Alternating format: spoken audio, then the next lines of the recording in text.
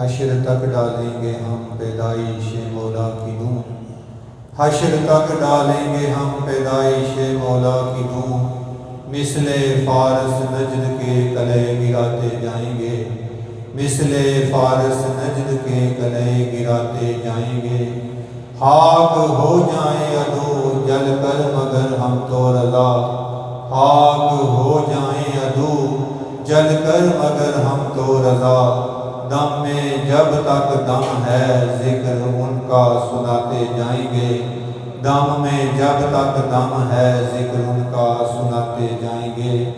آج کا موضوع سماعت فرما لیں، بعثت نبوی صلی اللہ علیہ وآلہ وسلم کا حقیقی مقصد۔ ایک دفعہ پھر سماعت فرما لیں، بعثت نبوی صلی اللہ علیہ وآلہ وسلم کا حقیقی مقصد۔ اب میں بلا تاخیر دعوت خطاب دیتا ہوں ممتاز عالم دین حضرت علامہ مولانا مفتی محمد عرفان اللہ صاحب کو کہ آپ یہاں مائی کے قریب تشریف لائیں اور اپنے علمی تحقیقی اور بصیرت افروز کتاب سے ہمارے قلوب و ذہان کو منور فرمائیں۔ ممتاز عالم دین حضرت علامہ مولانا مفتی محمد عرفان اللہ صاحب دامت برکاتہ العالیہ، لیکچرار گیریزن یونیورسٹی لاہور۔ الحمدللہ رب العالمین، والصلاة والسلام علی اشرف الانبیاء والمرسلین وعلی آلہ واصحابہ واہل بیتہ وذریتہ اجمعین، اما بعد فاعوذ باللہ من الشیطان الرجیم، بسم اللہ الرحمن الرحیم۔ قال اللہ تبارک و تعالی فی القرآن المجید والفرقان الحمید، هو الذی بعث فی الأمیین رسولا منهم یتلو علیہم آیاتہ ویزکیہم وَيُعَلِّمُهُمُ الْكِتَابَ وَالْحِكْمَةَ وَإِن كَانُوا مِن قَبْلُ لَفِي ضَلَالٍ مُبِينٍ۔ صدق اللہ مولانا العظیم وبلغنا رسولہ النبی الامین الکریم الرؤوف الرحیم۔ وقال اللہ تبارک و تعالی فی شان حبیبہ مخبرا وآمرا، ان اللہ وملائکتہ یصلون علی النبی یا ایہا الذین آمنوا صلوا علیہ وسلموا تسلیما۔ الصلاة والسلام علیکہ یا سیدنا رسول اللہ وعلی آلکہ واصحابکہ یا سیدی یا حبیب اللہ۔ الصلاة والسلام علیکہ یا سیدی یا رحمة للعالمین وعلی آلکہ واصحابکہ یا سیدی یا امام الانبیاء والمرسلین، مولا صلی وسلم دائما ابدا علی حبیبک خیر الخلق کلہم، یا رب بالمصطفیٰ بلغ مقاصدنا فاغفر لنا ما مضى یا واسع الکرم۔ اللہم صلی وسلم وبارک علی سیدنا مولانا محمد اجود الخلق وعلی آلہ وصحبہ اجمعین۔ صاحب مسند صدارت حضرت پیر طریقہ صاحبزادہ غلام مصطفیٰ نقشبندی صاحب زیدہ مجدہ، محترم المقام صاحبزادہ جنید سرور صاحب زیدہ مجدہ، دیگر برادران اسلام، اللہ کا شکر ہے الحمدللہ ہم ایک اور محفل میں بیٹھنے کی سعادت حاصل کر رہے ہیں۔ اللہ کریم قبلہ سرور ملت کے درجات میں بلندی عطا فرمائے، جنہوں نے اس کار خیر کو شروع فرمایا اور الحمدللہ ان کے جانے کے بعد ان کے جانشین اس کو اسی طرح خوبصورتی کے ساتھ استقامت کے ساتھ جاری و ساری رکھے ہوئے ہیں۔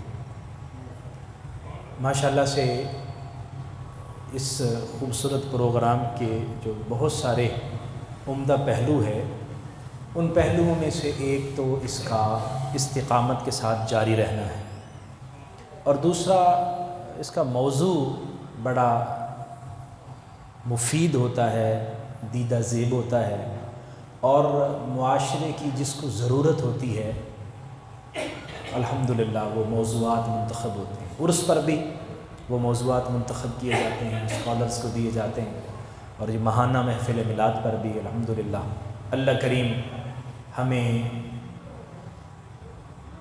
سمجھنے کی، ان کو سننے کی اور عمل کرنے کی توفیق عطا فرمائے۔ جو مقصد ہے اس محفل پاک کا اللہ کریم اسے حاصل کرنے کی توفیق عطا فرمائے۔ آج کا موضوع جس طرح کے صاحبزادہ صاحب نے آپ کو ارشاد فرمایا، نبی رحمت صلی اللہ علیہ وسلم کی تشریف آوری کے مقصد کے حوالے سے آج ہم بات کریں گے۔ اللہ تعالیٰ نے جتنے انبیاء کرام مبعوث فرمائے ان کو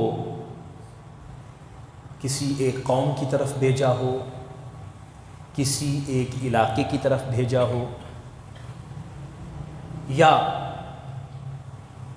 کسی خطہ اراضی کی طرف مبعوث کیا گیا ہو، ان کا بنیادی مقصد کیا تھا کہ سب مخلوق غیر اللہ سے اپنے تعلق عبادت کو ختم کر کے وحدہ لا شریک کے سامنے اپنے سر کو جھکانا شروع کریں۔ حضرت آدم علیہ السلام کے بعد تو معاملات خراب ہوئے، حضرت نوح علیہ السلام کے بعد معاملات خراب ہوئے، یعنی ایک نبی کے آنے کے بعد پھر دوسرے نبی کی ضرورت اس لیے پیش آتی رہی کہ لوگ اپنے مقصد حیات سے منحرف ہو کر، منہ موڑ کر غلط رستے کی طرف گامزن ہو گئے۔ انہوں نے اللہ کا پیغام بلا دیا، اللہ کا حکم فراموش کر دیا، اور شیطان کے بتائے ہوئے رستے پر چل پڑے۔ اللہ اپنے نبیوں کو بھیجتا رہا کہ جاؤ اور انہیں جا کے بتاؤ کہ تم کون ہو، تم کیا ہو، اور تمہیں کس لیے پیدا کیا گیا ہے۔ انبیاء کرام آتے رہے، حضرت عیسیٰ علیہ السلام تک یہ سلسلہ چلتا رہا، حضرت عیسیٰ کے بعد پھر اسی طرح، اور پھر دیگر دنیا کے خطوں میں جہاں تک نبی کی دعوت نہیں پہنچی تھی یا ان کا دائرہ کار نہیں تھا، وہاں حالات ویسے کے ویسے تھے۔ اب نبی رحمت صلی اللہ تعالی علیہ وآلہ وسلم کے تشریف لانے سے پہلے، آپ کی مبارک ولادت کے سے پہلے، جب ہم عرب کے حالات کا جائزہ لیں تو بڑی عجیب سی انسان کو حیرت ہوتی ہے کہ انسان جس کو اشرف المخلوقات کا درجہ اللہ نے عطا فرمایا، وہ اتنا بھی گر سکتا ہے کہ اللہ نے جس مخلوق کو اس کی خدمت کے لیے پیدا کیا اس کو اس نے اپنا خدا سمجھ لیا، یہاں تک کہ اتنا گر گیا کہ اس نے حشرات الارض کو اپنا خدا سمجھ لیا۔ آپ حیران ہوں گے کہ اس زمین پر ایسے لوگ بھی بستے رہے جو گوبر سے نکلنے والے کیڑے کو خدا سمجھتے رہے۔ آج بھی آپ اگر ہمارا ہمسایہ ملک اس کا جائزہ لیں تو آپ حیران ہوں گے کہ وہاں چوہے تک کو خدا سمجھا جاتا ہے، اس کی عبادت کی جاتی ہے۔ کاکروچ، عجیب آدمی، عجیب انسان کی سوچ کہاں تک جا پہنچی۔ تو اللہ تعالیٰ نے اپنے پیارے حبیب صلی اللہ علیہ وآلہ وسلم کو اس سرزمین پر تشریف، اللہ تعالیٰ نے اس سرزمین پر بھیجا، آپ کی تشریف آوری ہوئی، اور پھر کیا تھا، اندھیرے چھٹنے شروع ہو گئے، روشنی بکھرنا شروع ہو گئی۔ وہ لوگ جو خدا کو بھول چکے تھے اب خدا شناس بننا شروع ہو گئے، وہ لوگ جن کی اخلاقی حالت گر چکی تھی، انہیں اخلاق آنا شروع ہو گئے۔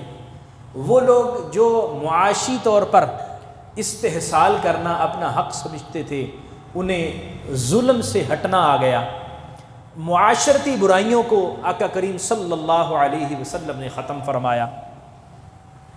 نبی کریم صلی اللہ علیہ وآلہ وسلم کی تشریف آوری کے اگر مقاصد کو دیکھا جائے تو سب سے پہلا اور سب سے بنیادی مقصد یہ تھا، اللہ تبارک و تعالی نے جو انسان کو انسان بنایا تھا، وَلَقَدْ كَرَّمْنَا بَنِي آدم، انسان کو عزت و تکریم کا تاج عطا فرمایا تھا، بنی آدم کو کرامت کا تاج عطا فرمایا تھا۔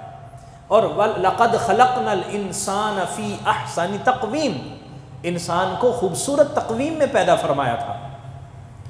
اور اللہ نے ارشاد فرمایا کہ جو کچھ آسمان و زمین میں ہے میں نے تمہارے لیے پیدا کیا، تمہارے لیے۔ خَلَقَ لَكُم مَّا فِي الْأَرْضِ جَمِيعًا، جو کچھ زمین میں ہے تمہارے لیے پیدا کیا ہے، لیکن تمہیں کس لیے؟ وَمَا خَلَقْتُ الْجِنَّ وَالْإِنسَ إِلَّا لِيَعْبُدُونَ، جن و انس کو پیدا کیا ہے اپنی عبادت کے لیے۔ اب انسان کو جب عزت و تکریم کا تاج عطا کیا گیا، انسان کو جب اشرف المخلوقات کا درجہ عطا کیا گیا، انسان بھول گیا کہ میں کیا ہوں۔ اپنے آپ کو بھول کر اس نے کیا کیا؟ اس نے کیڑے مکوڑوں کو خدا بنا لیا، اس نے بتوں کی پوجا شروع کر دی۔ ایون دن کے خانہ کعبہ، اللہ کا پاک گھر، اس کے اندر 360 بت لا کے رکھ دیے۔ ایک صحابی کا واقعہ حدیث میں آتا ہے، اور وہ فرماتے ہیں کہ جب مجھے یہ واقعہ یاد آتا ہے تو میں اپنے آپ پر مسکراتا ہوں، ہنستا ہوں کہ یار میں اتنا بھی بے وقوف رہا ہوں۔ کہتے ہیں کہ میں کسی جگہ سفر پہ جانے لگا تو سفر کا سامان باندھا، تو میں نے اپنا خدا جو تھا بت، اس کو بھی سامان کے ساتھ باندھ لیا۔ لیکن جب میں نے دیکھا کہ یہ خدا تو بڑا ہے، بت بڑا ہے، میرے سامان میں پورا نہیں آ رہا، کیا کروں؟ اب اس کو چھوٹا تو کر نہیں سکتا۔ پھر خیال آیا ایسا کرتا ہوں کہ آٹا گوندھ کے اس کا چھوٹا سا خدا بنا لیتا ہوں، اس کو اپنے سامان میں رکھ لیتا ہوں، جب رستے میں کہیں عبادت کا وقت ہوگا تو اس کو نکال کر اس کی پوجا کر لیا کروں گا۔ ٹھیک، رکھ لیا، رکھ کے سفر پہ روانہ ہو گئے۔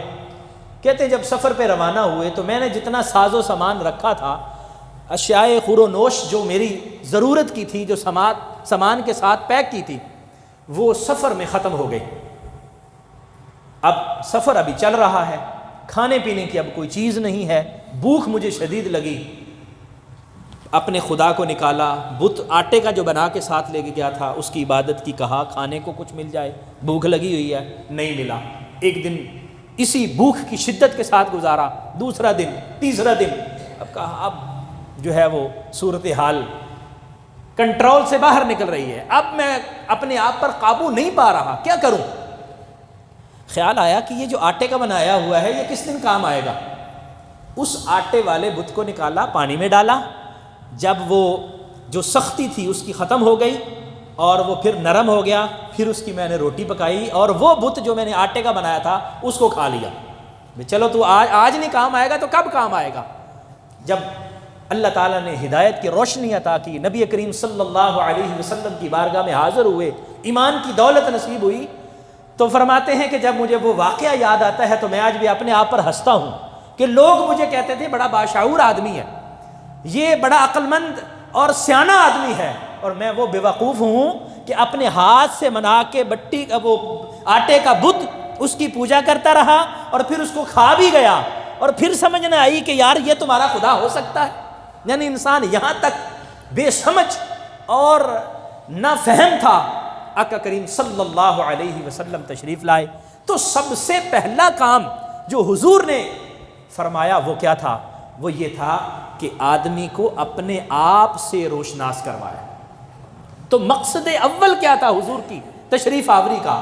کہ انسان کو اپنا پتہ چلے کہ میں کیا ہوں، تبھی اس کو احساس ہوگا بھئی میری یہ پیشانی تو ان کے سامنے تو جھکنے کے لیے نہیں ہے، میری یہ پیشانی ان بتوں کے لیے تو نہیں بنی، میں کیا ہوں بھول چکا تھا، اس لیے کیڑوں مکوڑوں کے سامنے جھکتا رہا، اور جب پتہ چلا کہ میں کیا ہوں تو پھر کیا کہا؟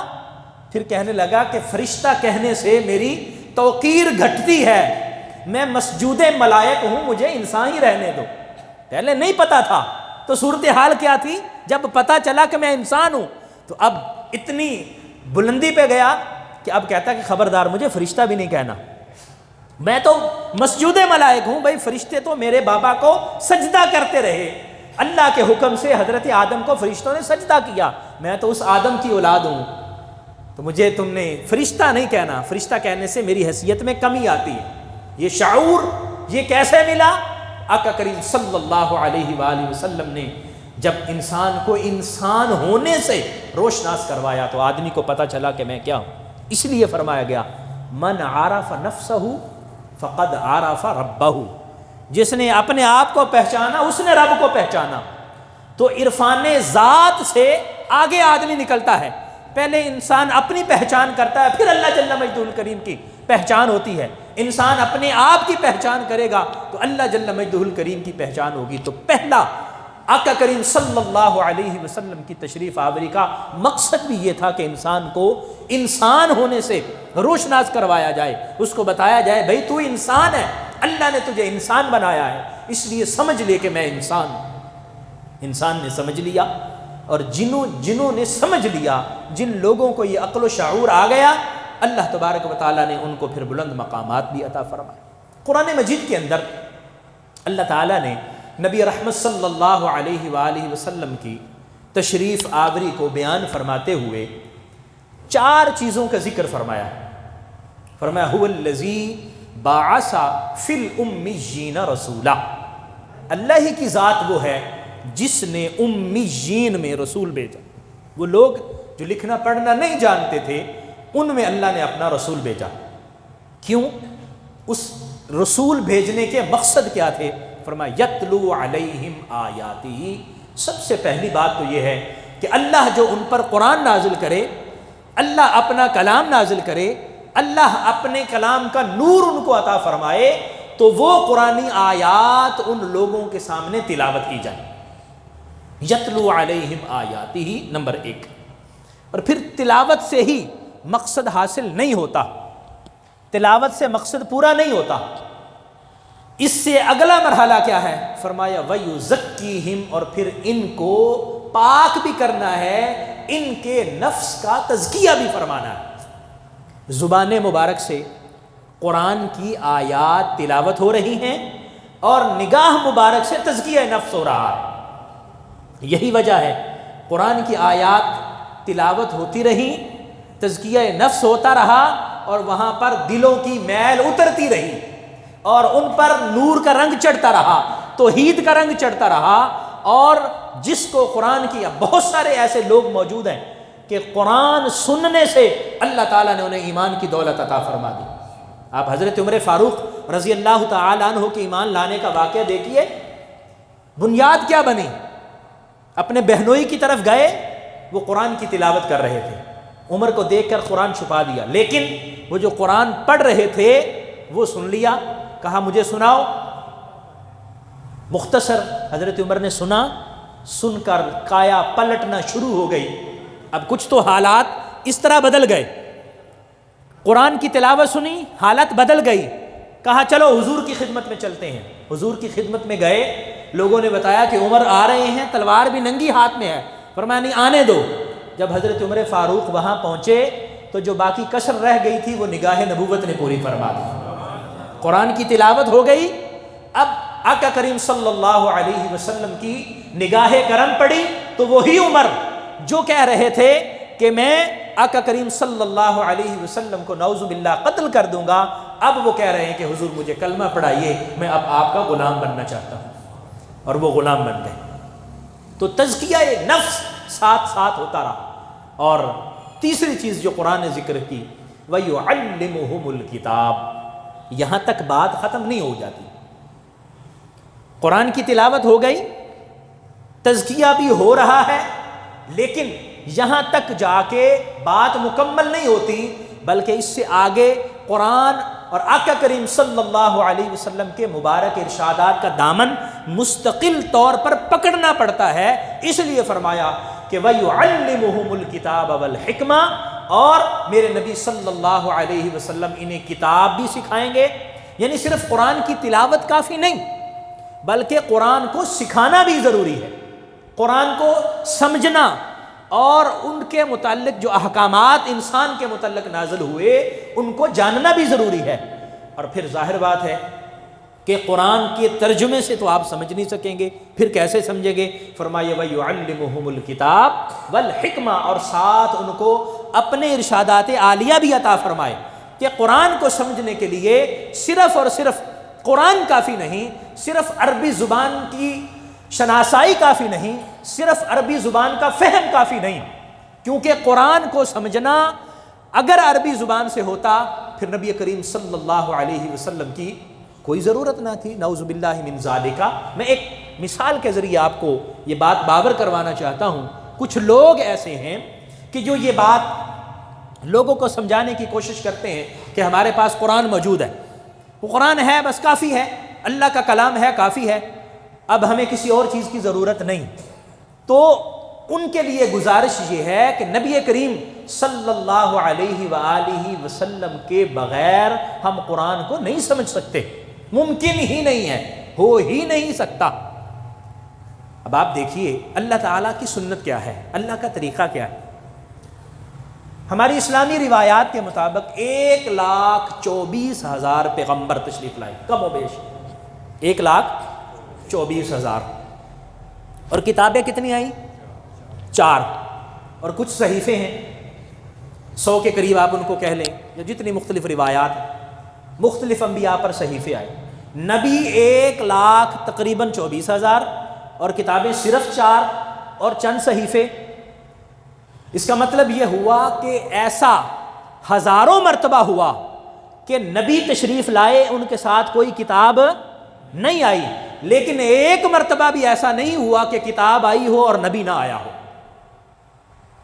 نبی نہ آیا ہو، کتاب آ چکی ہو، ایک مرتبہ بھی ایسا نہیں ہوا. لیکن ہزاروں مرتبہ ایسا ہوا کہ نبی آیا ہے اور کتاب نہیں آئی. اس کا مطلب یہ ہوا کہ کتاب کو سمجھنے، اللہ کی تعلیمات کو سمجھنے کے لیے کتاب سے بھی کہیں بڑھ کر نبی کی اہمیت ہوتی ہے، کیونکہ کتاب کی اہمیت کو اسی نے بتانا ہے. اگر آپ نبی کو درمیان سے نکال دیں تو کتاب کی اہمیت باقی نہیں رہتی. اس لیے نبی رحمت صلی اللہ تعالی علیہ وآلہ وسلم کو اگر آپ سائڈ پہ کریں گے تو پھر آپ کو سمجھ نہیں آئے گی، بنیادی چیزوں کی سمجھ نہیں آئے گی. نماز آپ پڑھنا چاہتے ہیں، نماز کیسے پڑھیں گے؟ قرآن کو دیکھ لیجئے، کتنی رکعتیں پڑھیں گے؟ نہیں پڑھ سکتے. فجر، ظہر، عصر، مغرب، عشاء، ان کے وقت کیا کیا ہیں، پراپر ٹائم شروع کب سے ہوتا ہے، ختم کب سے ہوتا ہے، قرآن سے آپ کو نہیں مل سکے گا. پھر آپ بنیادی چیز قیامت والے دن سب سے پہلے جس چیز کا سوال ہونا ہے وہ کیا ہے؟ نماز. اور وہ نماز ہی ہمیں قرآن سے سمجھ نہیں آتی تو پھر ہم کیسے سرخرو ہوں گے؟ تو کیا کریں گے؟ فرمایا صلو کما رأیتمونی اصلی، تم ویسے نماز پڑھو جیسے میں نے نماز پڑھی. تو حضور کی نماز کی طرح پڑھیں گے. اسی طرح روزہ، اسی طرح حج اور اسی طرح زکوٰۃ. ایک شخص ہے وہ کہتا ہے کہ جی فجر کی رکعتیں 2 رکعتیں ہیں، 2 رکعتیں پڑھنے سے میرا دل نہیں بھرتا، تو میں کیوں نہ 4 رکعتیں پڑھ لوں، 6 رکعتیں پڑھ لوں. تو وہ فجر کے 4 فرض شروع کر دیتا ہے، 4 رکعت نماز فرض فجر. آپ بتائیے کیا اس کی نماز ہوگی؟ کیوں؟ وہ تو زیادہ پڑھ رہا ہے، تسبیحات بھی زیادہ ہو رہی ہیں، حمد شریف بھی زیادہ پڑھے گا، قرآن کی تلاوت بھی زیادہ کرے گا، سبحان ربی العظیم بھی زیادہ کہے گا، سبحان ربی الاعلیٰ، درود شریف بھی زیادہ پڑھے گا، لیکن اللہ کی بارگاہ میں قابل قبول نہیں. کیوں؟ کیونکہ وہ عبادت جو نبی کریم صلی اللہ علیہ وسلم کے رستے سے ہو کے اللہ کی بارگاہ میں جاتی ہے وہ قابل قبول ہوتی ہے، اس کے علاوہ عبادت قابل قبول نہیں ہے. تو اس کا مطلب یہ ہوا کہ جو یہ مقصد تھا یعلمہم الکتاب والحکمہ والا، یہ بھی سکھانا تھا، لوگوں کتاب سکھا رہا ہوں لیکن اس کے ساتھ ساتھ اپنے ارشادات بھی دے کے جا رہا ہوں کہ کتاب کو سیکھنے کے لیے میری احادیث مبارکہ سیکھنا بہت زیادہ ضروری ہے. اس کو سائڈ پہ کر کے تم قرآن کو نہیں سمجھ سکو گے. اس لیے یہ بہت بنیادی بات ہے، اس کو ہمیں سمجھنا چاہیے کہ ہم قرآن اور حدیث کو علیحدہ علیحدہ نہیں کر سکتے. یہ ایک دوسرے کے ساتھ متصل ہیں، یہ ایک دوسرے کے ساتھ ملے ہوئے ہیں، یہ ایک دوسرے کے ساتھ جڑے ہوئے ہیں. جب تک احادیث مبارکہ کی روشنی میں قرآن کو سمجھنے کی کوشش نہ کی جائے، اس وقت تک قرآن اپنے معنی، اپنے مفاہیم ادا ہی نہیں کرتا۔ اس وجہ سے آپ نے قرآن کی جو آیہ مبارکہ ہے قد جاءکم من اللہ نور وکتاب مبین، اس کا ایک سینس تو ہم نبی کریم صلی اللہ علیہ وسلم کی مبارک ولادت کے طور پر سمجھتے ہیں۔ ہم کہتے ہیں کہ اللہ تعالیٰ کا نور نبی کریم صلی اللہ علیہ وسلم کی صورت میں آ گیا، لیکن اس کو دوسرے سینس سے دیکھیں۔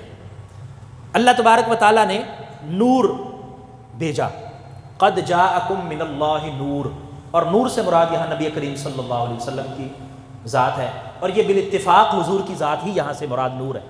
اب آگے اختلاف ہے اس کی تشریح کے اندر، کیا حضور صلی اللہ علیہ وآلہ وسلم جسمانی طور پر نور ہیں، یا نبی کریم صلی اللہ علیہ وآلہ وسلم ہدایت کا نور ہیں، وغیرہ وغیرہ۔ ہم ان تشریحات میں نہیں جائیں گے۔ میں جو بنیادی بات سمجھانا چاہتا ہوں اس آیہ مبارکہ کا دوسرا سینس وہ یہ ہے کہ آپ بالاتفاق والا معنی مراد لے لیں کہ نبی کریم صلی اللہ علیہ وسلم نور ہدایت ہیں۔ ہمارے نزدیک تو حضور سراپا نور ہے نا، بلکہ ہم تو کہتے ہیں تیری نسل پاک میں ہے بچہ بچہ نور کا، تو ہے عین نور تیرا سب گھرانہ نور کا، وہ ہمارا تو یہ عقیدہ ہے۔ لیکن آپ نور ہدایت والا معنی جو بالاتفاق والا معنی ہے وہ لیں تو اللہ نے ترتیب کیا بنائی؟ قد جاءکم من اللہ نور وکتاب مبین، تمہارے پاس اللہ نے نور بھیجا، روشنی بھیجی، پھر اپنی کتاب بھیجی۔ تو پہلے وہ نور آیا، پھر اس کے بعد کتاب آئی۔ تو آپ کے پاس پہلے روشنی موجود ہے، وہ نور موجود ہے، اس نور کی روشنی کے اندر اس نور سے فیض لے کر آپ قرآن کو سمجھیں گے تو قرآن سمجھ آئے گا۔ اس نور کو سائڈ پہ کر کے کتاب مبین جتنا مرضی تسبیح پڑھتے رہیں، کتاب مبین کتاب مبین کتاب مبین، تو یہ کتاب اس وقت تک مبین ہوگی نہیں جب تک اس نور کی روشنی اس کتاب کو روشن نہیں کر رہی، اور آپ اس کی روشنی سے استفادہ نہیں کر رہے۔ آپ اس نور سے استفادہ کریں گے تو آپ کے لیے کتاب مبین بنے گی، ورنہ وہ کتاب مبین نہیں بنے گی۔ یہ بالکل واضح بات ہے۔ آپ قرآن مجید فرقان حمید کے الفاظ کو دیکھ لیں، ڈکشنری دیکھ لیں، آپ پڑھتے رہیں۔ قرآن مجید فرقان حمید کے کتنے ایسے الفاظ ہیں کہ جس کے معانی ڈکشنری کے طور پر آپ اس کو لے ہی نہیں سکتے، لیں گے تو اس کا مفہوم ہی غلط ہو جائے گا، کچھ اور ہی چلا جائے گا۔ اس لیے وہاں پر جس طرح لفظ صلاۃ ہے، اب صلاۃ کا معنی آپ ڈکشنری میں دیکھ لیں، صلاۃ کا معنی دعا بھی ہے، صلاۃ کا معنی درود بھی ہے، ان اللہ و ملائکتہ یصلون علی النبی، درود بھی ہے۔ صلاۃ کا معنی اور بھی مفاہیم رکھتا ہے، تحریک الصلوین ہم اس کو پڑھتے ہیں۔ بہرحال آپ کہیں گے جی اللہ نے فرمایا اقیم الصلاۃ، نماز قائم کرو، یعنی صلاۃ قائم کرو، آپ کہیں گے اللہ کہتے ہیں دعا کرو، جس طرح بعض لوگ معنی لیتے ہیں، لیکن ہم کہتے ہیں نہیں۔ کیوں؟ کیونکہ اس کا وہ معنی مراد ہوگا جو حضور نے بیان کیا ہے، اس کا وہ معنی ہوگا ہی نہیں جو ڈکشنری کے اندر لکھا ہوا ہے۔ اسی طرح بہت ساری اور چیزیں۔ تو اس کا مطلب یہ ہوا کہ آقا کریم صلی اللہ تعالی علیہ وآلہ وسلم جہاں پر اللہ جل مجدہ الکریم کی وحدانیت کا بتانے کے لیے تشریف لائے، لوگوں کو اللہ کا کلام بتانے کے لیے تشریف لائے، وہاں حضور کی اپنی ذات بھی بالکل واضح ہو جاتی ہے کہ حضور علیہ الصلاۃ والسلام کی اپنی ذات بھی ایک ایتھارٹی کی حیثیت رکھتی ہے، جو قرآن کی تفہیم کے لیے، قرآن کی تشریح کے لیے اور قرآن کو سمجھنے کے لیے بہت زیادہ ضروری، اور اتنی زیادہ ضروری ہے کہ اس کو ایک لمحے کے لیے بھی سائڈ پر نہیں رکھا جا سکتا۔ اس سے ہمیں پتہ چلا نبی رحمت صلی اللہ تعالی علیہ وآلہ وسلم وہ بنیاد ہیں، وہ بنیادی اللہ تعالیٰ کی رحمت ہیں کہ جس کو کراس کر کے ہم اللہ کی طرف نہیں جا سکتے۔ نبی کریم صلی اللہ تعالی علیہ وآلہ وسلم کی بعثت مبارکہ یہ اسی لیے ہوئی کہ لوگوں کو ان کے بارے میں پہچان کروائی جائے، قرآن مجید فرقان حمید کے بارے میں بتایا جائے کہ یہ اللہ کا قرآن ہے، ان کی آیات کی تلاوت کی جائے، ان کا تزکیہ کیا جائے، ان کے اندر کو پاک کیا جائے، اور ان کو قرآن اور حدیث سکھائی جائے۔ پھر آقا کریم صلی اللہ علیہ وآلہ وسلم نے خود ارشاد فرمایا کہ مجھے کیوں مبعوث کیا گیا، کچھ چیزیں خود ارشاد فرمائیں، ہم اس کو پوائنٹ وائز ذرا واضح کر لیتے ہیں۔ یہ تو آیہ مبارکہ کی میں نے تشریح آپ کی خدمت میں عرض کی اور ایک بنیادی بات عرض کی، کہ ہماری ذاتی پہچان، یہ پہلا بنیادی مقصد تھا آقا کریم صلی اللہ علیہ وسلم کی بعثت مبارک، تاکہ انسان اپنے آپ کو پہچانے۔ پھر مقصد تھا اللہ تبارک و تعالیٰ کے قرآن کی آیات کی تلاوت کرنا، کہ اللہ نے جو کلام دیا ہے لوگوں تک پہنچا دیا جائے۔ پھر تزکیہ، پھر تصفیہ، پھر ان قرآن اور حدیث کی تعلیم۔ پھر حضور علیہ الصلوۃ والسلام نے اس کی مزید تشریحات کی۔ اب یاد رکھیے کہ تعلیم قرآن اور حکمت میں وہ ساری چیزیں آ جاتی ہیں جو ایک معاشرے کے لیے مفید ہیں اور جس کے لیے حضور تشریف لائے، لیکن اس کو ہم ذرا مزید کھول کے سمجھ لیتے ہیں۔ آقا کریم صلی اللہ تعالی علیہ وآلہ وسلم نے ارشاد فرمایا بعثت لأتمم محاسن الاخلاق، اور ایک حدیث میں ہے بعثت لأتمم مکارم الاخلاق۔ یہ حضور علیہ الصلوۃ والسلام نے اپنی تشریف آوری کا ایک مقصد خود بیان فرمایا۔ اس کے متعلق اور بہت ساری روایات ہیں، چند ایک میں آپ کی خدمت میں عرض کرتا ہوں۔ تو ایک مقصد کیا ہوا کہ میں لوگوں کے اخلاق کو بہتر بنانے کے لیے آیا ہوں، مکارم اخلاق مکمل کرنے کے تشریف لایا ہوں۔ جو چیزیں اخلاقیات میں شامل ہیں وہ ساری کی ساری چیزیں لوگوں کو بتانے اور لوگوں کے لیے قابل عمل بنانے کے لیے آیا ہوں، تاکہ وہ جو افسانوی واقعات مذہب کا حصہ بن چکے تھے اور ان پر عمل کرنا لوگوں کے لیے دشوار تھا کہ یہ کیسے عمل کریں، یہ تو ہمارے لیے مشکل ہے، یہ اس پر عمل کرنے کے لیے پادری موجود ہیں، اس پر عمل کرنے کے لیے بڑے مذہبی لیڈر اور پیشوا موجود ہیں، یہ تو ہمارے عمل میں ہی نہیں ہے۔ آقا کریم صلی اللہ علیہ وآلہ وسلم نے خود عمل کر کے دکھایا کہ یہ میں عمل کر رہا ہوں، اور اس طرح لوگوں کے اندر رہتے ہوئے ساری زندگی بسر کی۔ آپ دیکھیے غار حرا کا جو ماحول ہے، نبی کریم صلی اللہ علیہ وسلم پہلے تشریف لے جاتے ہیں غار حرا میں، عبادت فرماتے ہیں، سب معاملات ہوتے ہیں، لیکن جب اللہ کی طرف سے وحی آتی ہے اقرأ بسم ربک الذی خلق، اب غار حرا کی تنہائیاں کم ہونا شروع ہو جاتی ہیں۔ یا ایھا المدثر قم فانذر، اے کمبل اوڑھنے والے اٹھیے، لوگوں کو ڈرائیے۔ آپ دیکھیے کہ جب حضور صلی اللہ علیہ وسلم کی مبارک بعثت ہوئی، 40 سال پہ جب آپ نے اعلان نبوت فرمایا، نبی تو آپ سب انبیاء سے پہلے، وہ تو ہمارا عقیدہ ہے، لیکن جب آپ نے اعلان نبوت فرمایا 40 سال کی عمر مبارک میں، اس کے بعد آپ کی تنہائیاں نہیں ملتی ہیں تو بہت کم، اس کے بعد آپ کی جلوت ملتی ہے، خلوت ہے تو گھر میں، رات کے وقت گھر میں، اس سے پہلے خلوت نشی رہے، اس سے پہلے غار حرا بھی رہی، اس سے پہلے دیگر چیزیں بھی رہیں، لیکن جب حکم ہوا تو اس وقت اب آپ لوگوں میں رہتے ہیں، لوگوں میں رہتے ہوئے زندگی بسر کر رہے ہیں، لوگوں کو کہہ رہے ہیں کہ اب اس طرح کریں، اس طرح کریں، اس طرح کریں، ان کی تربیت ہو رہی ہے۔ کیونکہ لوگوں نے نبی کریم صلی اللہ علیہ وسلم کو دیکھ کے تربیت حاصل کرنی تھی، اور حضور ان کے اخلاق کی تکمیل فرما رہے تھے۔ اب اخلاقیات کے اندر کیا چیزیں آتی ہیں؟ اخلاقیات میں کون کون سی چیزیں شامل ہیں؟ اس کا تعلق ہماری گفتگو سے بھی ہے، اس کا تعلق ہمارے عمل سے بھی ہے، اس کا تعلق ہمارے روزمرہ کے معاملات کے ساتھ بھی ہے، قول، فعل، عمل، جو بھی آپ کہہ لیں، سب کے ساتھ اخلاقیات کا تعلق ہے۔ اور سیدہ عائشہ صدیقہ رضی اللہ تعالی عنہا سے پوچھا گیا کہ آپ بتائیے کہ حضور صلی اللہ علیہ وسلم کے اخلاق کیا تھے؟ تو آپ فرماتی ہیں کان خلقہ القرآن، حضور علیہ الصلاۃ والسلام کے اخلاق سمجھنا اور سیکھنا چاہتے ہو تو قرآن پڑھتے جاؤ، قرآن میں جو جو چیزیں اللہ نے بیان کی ہیں وہ سارے کے سارے نبی کریم صلی اللہ علیہ وسلم کے اخلاق کا حصہ۔ اب قرآن میں کیا ہے؟ قرآن میں اللہ تبارک و تعالیٰ کی وحدانیت سے لے کر ایک چھوٹے سے چھوٹے عمل تک بھی ہے۔ نبی کریم صلی اللہ تعالی علیہ وآلہ وسلم نے ایمان کے متعلق فرمایا الایمان بضع و سبعون شعبۃ، ایمان 70 سے زائد حصوں کا نام ایمان ہے، 70 سے زائد حصوں کا نام ایمان ہے، اور اس کے اندر سارے اخلاقیات، اب ان چیزوں کو پڑھیں، اس کو حدیث سے شعب ایمان بھی کہتے ہیں۔ اب ان کو پڑھیں تو آپ حیران ہوں گے کہ دنیا کا کوئی ایسا کام نہیں ہے جو ان سے باہر ہو، اور انسان کی زندگی کا کوئی ایسا حصہ نہیں ہے جو اس سے باہر ہو۔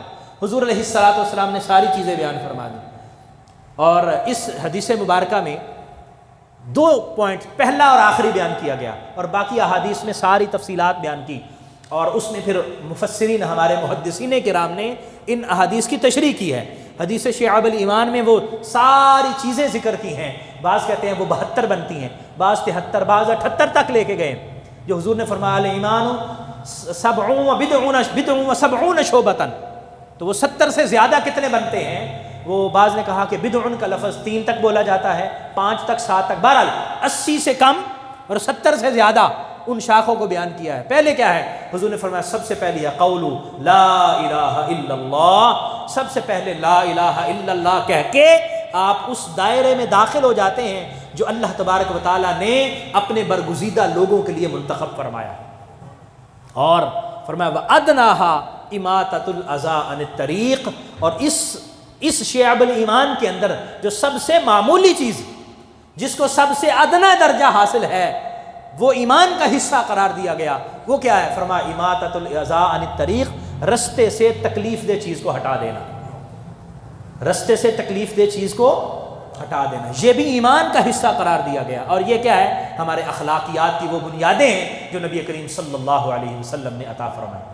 حضور علیہ الصلوۃ والسلام نے یہ بھی ارشاد فرمایا، آپ نے فرمایا قیامت والے دن سب سے زیادہ وزنی اعمال کس بندے کے ہوں گے؟ میزان میں سب سے زیادہ اعمال کس بندے کے ہوں گے؟ حضور فرماتے ہیں احسنہم خلقا، جو بندہ سب سے زیادہ اچھے اخلاق کا مالک ہے، قیامت والے دن اس کے نامہ اعمال کا وزن بھی زیادہ ہوگا۔ نامہ اعمال کا وزن، اس کا مطلب یہ ہوا کہ ہمیں اپنے اخلاق کی طرف توجہ دینی۔ حضور علیہ الصلوۃ والسلام کی بعثت مبارکہ کا ایک مقصد کیا تھا؟ لِأُتَمِّمَ مَكَارِمَ الْأَخْلَاقِ، تاکہ اخلاق کے جتنے بھی اعلیٰ اوصاف ہیں اور اعلیٰ چیزیں ہیں وہ پایہ تکمیل تک پہنچ جائیں۔ اب ہم نے حضور علیہ الصلوۃ والسلام کے اخلاق کو دیکھتے جانا ہے اور اس سے اپنی سیرت کو سنوارتے جانا ہے۔ یہی وجہ ہے کہ حضور علیہ الصلوۃ والسلام کے اخلاق کو قرآن نے یہ کہا تھا اِنَّكَ لَعَلَىٰ خُلُقٍ عَظِيمٍ، آپ بلند اخلاق پر فائز ہیں، یعنی اخلاق پر آپ کو عبور، ایسا نہیں ہے کہ اخلاق آپ پر حاوی ہیں، نہیں، بلکہ آپ اخلاق کے اوپر حاوی ہیں۔ علا کا کلمہ استعلا کے لیے آتا ہے، بلندی کے لیے، یعنی اللہ تعالیٰ نے آپ کو وہ حسن سیرت عطا فرمایا ہے کہ اخلاق بھی آپ کے گھر کے غلام اور آپ کی لونڈی ہیں، آپ جو جو عمل کرتے ہیں وہی آپ کا اخلاق اور اخلاق حسنہ بن جاتا ہے۔ یہی وجہ ہے کہ اللہ تبارک و تعالیٰ نے قرآن میں فرمایا لَقَدْ كَانَ لَكُمْ فِي رَسُولِ اللَّهِ أُسْوَةٌ حَسَنَةٌ، حضور کا اسوہ مکمل ہوا، حضور نے مکارم اخلاق کی تکمیل کی اور ہمیں یہ فرمایا گیا کہ ہم ان کی اتباع کریں۔ تو حضور کی بعثت کا مکارم اخلاق کے بعد مقصد یہ ہے کہ ان مکارم اخلاق کی طرف ہمیں راغب کرنا، ہمیں ان مکارم اخلاق کے ساتھ منسلک کر دینا۔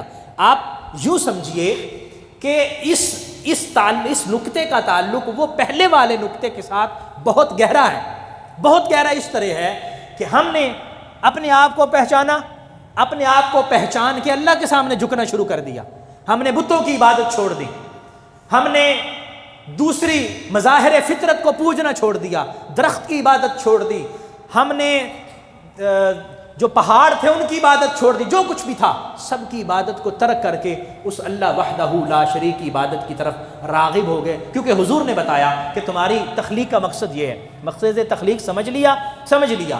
اب اللہ کی محبت ہمارے دل میں بیٹھ گئی کہ ہمارا خالق تو وہ ہے جس نے ہمیں پیدا کیا، ہمارا خالق تو وہ ہے جو ہمارا رازق ہے، جو ہمیں رزق بھی دیتا ہے، جو ہماری سانسوں کو چلاتا ہے، جو ہمارے دل کی دھڑکن کو قابو میں کیے ہوئے ہے، جو ہماری سوچ اور فہم اور فکر کو اپنے قابو میں رکھتا ہے اور ہمیں اتنی آزادی عطا فرماتا ہے، ہماری سانسیں چل رہی ہیں، ہم زندگی کو بڑے پرسکون طریقے سے انجوائے کر رہے ہیں، اس مالک کا کرم ہے، تو اس کی ہمیں محبت بھی چاہیے۔ فرمایا محبت چاہیے، قل ان کنتم تحبون اللہ فاتبعونی، اگر تمہیں اس مالک کی محبت چاہیے تو پھر میرے نبی کی اتباع کرنا ہوگا۔ تو اس کا مطلب یہ ہوا کہ نبی کریم صلی اللہ علیہ وسلم نے جب اپنے آنے کا یہ مقصد بیان فرمایا کہ اللہ وحدہ لا شریک کے ساتھ تعلق قائم کرو، تو وہاں پر لقد کان لکم فی رسول اللہ اسوۃ حسنہ، یہ وہ بنیاد ہے جہاں ہم وہ پہلے نقطے تک جا سکتے ہیں، اللہ جل مجدہ الکریم کی معرفت حاصل کر سکتے ہیں۔ تو حضور کی اتباع کے بغیر ہمیں وہ چیز مل نہیں سکتی۔ اس وجہ سے ہمیں اس بات کو سمجھنا ہوگا کہ آقا کریم صلی اللہ تعالی علیہ وآلہ وسلم کی سیرت، حضور علیہ الصلاۃ والسلام کی تشریف آوری اللہ کی معرفت کے لیے ضروری، اللہ کو سمجھنے، اللہ کے کلام کے لیے ضروری ہے، اللہ کے قرب کے لیے ضروری ہے، اور اللہ جل مجدہ الکریم کا کامل بندہ بننے کے لیے بہت زیادہ ضروری ہے۔ ایک اور حدیث آپ کی خدمت میں عرض کرتا ہوں، یہ گویا کہ یہ ساری وہ بنیادی جو چیزیں میں نے خدمت کی، آپ کی خدمت میں عرض کی، یہ ان کی تشریحات ہیں۔ نبی کریم صلی اللہ علیہ وسلم نے ایک حدیث میں فرمایا انما بعثت معلما ویعلمہم الکتاب والحکمہ، جو آیہ مبارکہ میں نے آپ کے سامنے عرض کی، آپ اس کی تشریح سمجھ لیں، اس آیہ مبارکہ کو، اس حدیث مبارکہ کو، اس آیہ مبارکہ کی یعلمہم الکتاب والحکمہ، اس کی تشریح، اس کی تفصیل کیا ہے؟ یہ انما بعثت معلما، حضور فرماتے ہیں اللہ تعالیٰ نے مجھے معلم بنا کر بھیجا، یعنی حضور کی بعثت کا ایک یہ مقصد تھا کہ حضور معلم بنے، اور معلم بن کے آپ نے یعلمہم الکتاب والحکمہ اس پر لوگوں کو کاربند کروایا اور وہ چیزیں لوگوں کو سمجھائی۔ ایک اور بات جو بہت زیادہ ضروری ہے، جس کا تعلق بھی اس پہلے والے نقطے کے ساتھ ہے، کہ معلم وہ ہوتا ہے جو لوگوں کو علم کی تفصیلات اور تشریحات سے آگاہ کرتا ہے۔ آپ کے پاس کتاب موجود ہے، آپ اس سے اس طرح استفادہ نہیں کر سکتے جب تک کہ ایک استاد اس کا سکھانے والا موجود نہ ہو۔ وہ کہتے ہیں نا کہ کورس تو لفظ ہی سکھاتے ہیں، آدمی بناتے ہیں۔ کورس آپ کو لفظ سکھائیں گے، لیکن بندہ بننا ہے تو کسی بندے کے پاس جانا پڑے گا، آدمی بننا ہے تو کسی مرد کامل کے پاس جانا پڑے گا، تبھی آدمی بنائے گا۔ تو اسی طرح قرآن مجید فرقان حمید کو سمجھنے کے لیے آقا کریم صلی اللہ علیہ وسلم جو بطور معلم بنا کے بھیجے گئے، اور اللہ نے حضور علیہ الصلاۃ والسلام کا یعلمہم الکتاب والحکمہ ایک فریضہ نبوت کے طور پر بیان کیا۔ حضور اپنی مقصد بعثت کو بیان کرتے ہوئے واضح فرما رہے ہیں انما بعثت معلما، میں معلم بنا کے بھیجا گیا ہوں۔ اور یہ معلم از خود سے نہیں ہے، یہ معلم خود سے ہمارے سامنے آ کے انہوں نے اعلان نہیں کر دیا، بلکہ اللہ نے حکم دیا کہ محبوب آپ اعلان کریں کہ میں معلم ہوں، یا اللہ میں معلم ہونے کا اعلان کروں گا، لوگ مجھ سے پوچھیں گے آپ معلم کب سے بنے؟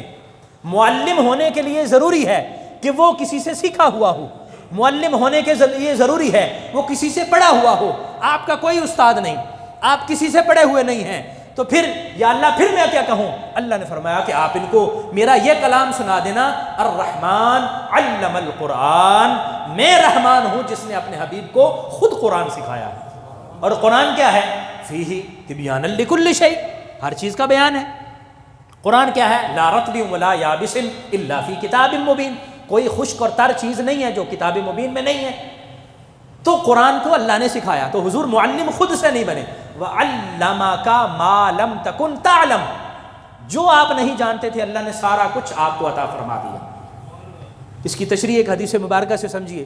نبی کریم صلی اللہ علیہ وآلہ وسلم تشریف فرمائے، صحابہ اکرام کو فرما رہے ہیں کہ میرے صحابہ، اللہ تبارک و تعالی جل مجدہ نے مجھ سے ایک سوال کیا، پوچھا فیما یختصم الملأ الاعلیٰ، میرے حبیب بتائیے کہ جو مالا اعلیٰ کے فرشتے ہیں وہ کس بارے میں بحث کر رہے ہیں، ان کا جھگڑا ہے آپس میں، کوئی ان کی گفتگو ہو رہی ہے، وہ کس بارے میں ہو رہی ہے؟ نبی کریم صلی اللہ تعالی علیہ وسلم نے اللہ کی بارگاہ میں عرض کیا، مالک تو بہتر جانتا ہے، میں نہیں جانتا۔ تو حضور فرماتے ہیں کہ اللہ تعالیٰ نے اپنا دست قدرت جو اللہ کی شان کے لائق ہے، اپنا دست قدرت میرے ان دونوں کندھوں کے درمیان اپنا دست قدرت رکھا، اس کی ٹھنڈک میں نے اپنے سینے میں محسوس کی۔ حضور فرماتے ہیں کہ بس وہ دست قدرت کا رکھنا تھا، ٹھنڈک کا محسوس ہونا تھا، سارے پردے اٹھ گئے اور میں نے سب کچھ آسمانوں اور زمین میں جو کچھ ہو رہا تھا سب کچھ جان لیا۔ اب پیچھے کوئی چیز پیچھے رہ نہیں گئی۔ تو اللہ تعالیٰ نے حضور علیہ الصلاۃ والسلام کو معلم بنا کر بھیجا، تو معلم ایسا بنایا کہ جس کو ہر چیز کا علم سکھا کے اللہ نے مبعوث فرمایا۔ لوگ پوچھتے ہیں آ کے حضور علیہ الصلوۃ والسلام سے سوال کرتے ہیں، حضور ان کے سوالوں کے جواب عطا فرماتے ہیں۔ حضور سرور عالم صلی اللہ علیہ وآلہ وسلم خود ان کو بتاتے ہیں کہ بھئی یہ حضور آپ کو کیسے پتہ چلا؟ اللہ تبارک و تعالیٰ نے خود بتا دی، اور لوگوں کا یہ ان کو پتہ بھی تھا، آپ صحابہ کرام کے احوال دیکھیں نا، حضرت کعب ابن مالک، وہ جو 3 صحابی ہیں جو غزوہ تبوک میں نہیں گئے تھے، اور جب حضور واپس تشریف لائے تو منافق بھی آگے کہنے لگے حضور ہماری یہ مجبوری تھی ہم نہیں گئے، حضور نے فرمایا ٹھیک ہے۔